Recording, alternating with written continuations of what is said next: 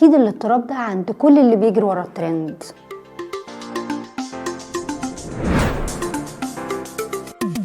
الظهور والدراما، في ناس كده لازم علشان تدخل مكان تكون هي اللي ظاهره فيه، ولو ده ما حصلش بتتخنق جدا وممكن تمشي من المكان كله. لما قريت اكتر في علم النفس عن الشخصيه دي لقيت ان هما ممكن يعملوا اي حاجه عشان بس تلفت نظر الناس وتشدهم، زي لبسهم الملفت بشكل ما حتى لو غريب، وادائهم في الكلام تمثيلي وكده هيبهرك. بيستخدموا ضحكتهم العاليه وكلامهم وهزارهم غالبا بيكون خارج، بيدخلوا يدوا طاقه وحيويه للمكان، وحضورهم لازم يكون طاغي، وبيكونوا ناس ودودة جدا كأنهم يعرفوك من زمان وهم أول مرة يشوفوك. الناس دي مشاعرهم متقلبة ومندفعين وأوفر، والناس بالنسبة لهم نوعين، يا نوع منبهر بيهم يا نوع تاني بيغير منهم. اضطراب الشخصية الهستيرية هدفه الأول والأخير جذب الانتباه بأي طريقة، ومشكلتهم إنهم ما عندهمش نضوج عاطفي وما تشافوش كويس وهم صغيرين، فلما كبروا بقى عندهم إحساس بالنقص واحتياج للفت الانتباه. وقفة صغيرة بس مع نفسك، لو أنت حاسس إن أنت الشخص ده وحاسس إن ده أثر عليك أو على حياتك، فحاول تروح لمختص يساعدك، وحط نفسك أول أولوياتك وقول يلا نفسي.